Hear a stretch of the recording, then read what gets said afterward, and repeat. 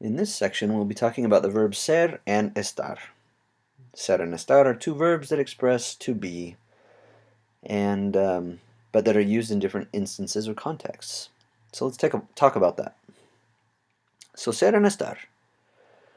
Both ser and estar are verbs that mean to be. Their different forms express am, is, and are. Ser and its forms are used in certain instances, whereas estar and its forms are used in others.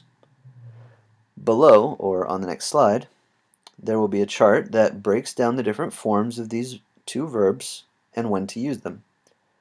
In the table, the English meaning of the two verbs ser and estar is in the middle, with the corresponding Spanish meanings for the two verbs on the outside. Let's take a look here. So you'll notice in the middle we have all of the words that we use in English, and the two different ways on the left and on the right of expressing that. So the first one in the middle says to be. I can say to be by saying ser or estar. I can say I am by saying yo soy or yo estoy, and so on and so forth. And just one more. So the next one says you are, informal. So I have two ways of saying you are informally. I can say tú eres or tú estás. Okay? So notice the different verb forms for ser and for estar. Okay? Now, down at the bottom in the blue it says use the ser side if we want to talk about time, origin, occupation, and identity. And then we use the estar side if we want to talk about location, health, well-being, feelings, and emotion. In other words, if during the course of my sentence I need to say I am, well, I am what? Okay? Am I saying I am from Arizona? Because if I want to say I am from Arizona, you need to use the ser side, referring to origin.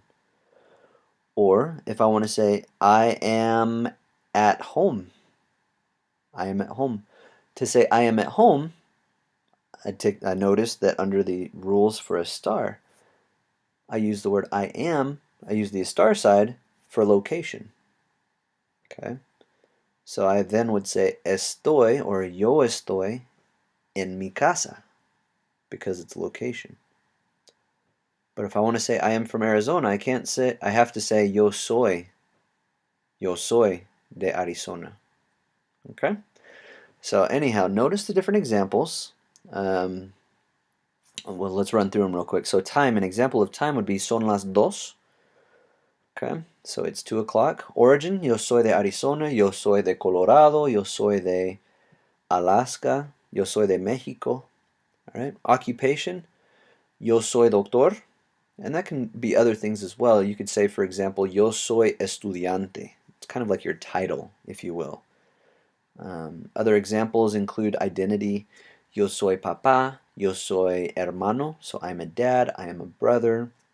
Okay, different things that we identify as being. Okay. Yo soy una buena persona, I am a good person. Can be an example of identity. Okay, we want to use the estar side so to talk about location. So el doctor está en el baño. The doctor is in the bathroom. Okay.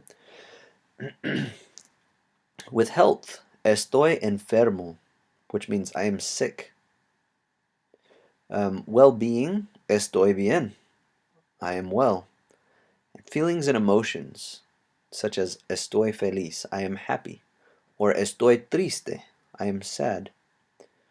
Okay, so you can follow each of these rules individually and get them right every time. Or, if you have a hard time remembering lots of different rules, there are kind of two overarching rules that are really, or there's one that's really general that can help you get the right answer most of the time. And that rule is if it's more of a permanent or long-lasting thing that you're talking about, use the ser side. If it's something that's more temporary or conditional, not so permanent, then use the estar side. Okay. Again, that can get you the answer most of the time, but there is a slippery slope that you have to watch out for. And I'll give you an example right now. Let's say, for example, that I want to say I am a happy person, okay, versus I am happy in the moment.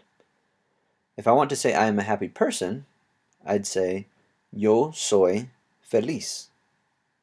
If I want to say I'm a happy person right now, yo estoy feliz. Okay. Anyhow, just things to watch out for.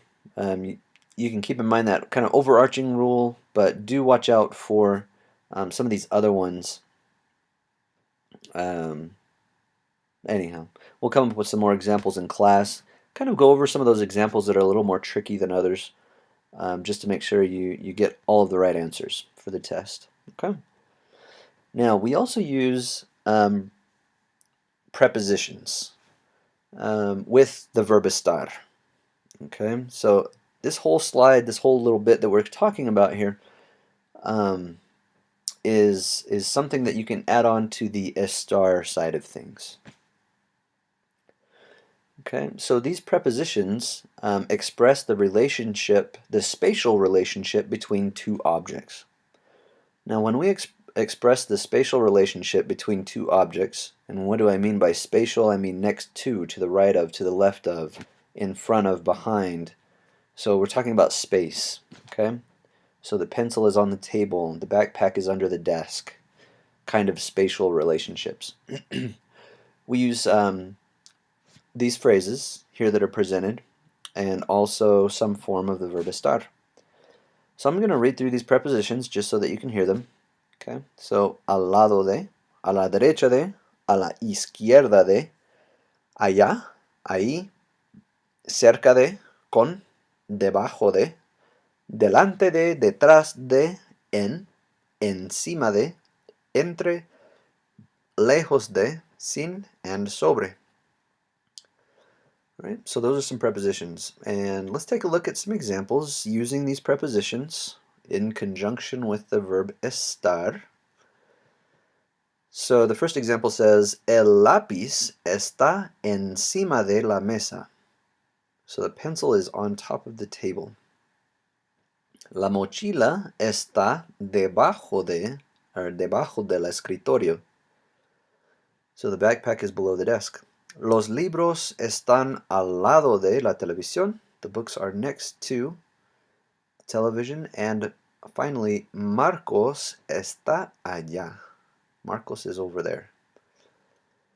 Okay, so study those examples, study the prepositions, study all the different forms of ser and estar, and when to choose one over the other. We do need to practice and know all of those, so take some time and study that. We'll practice these some more in class, and that's it.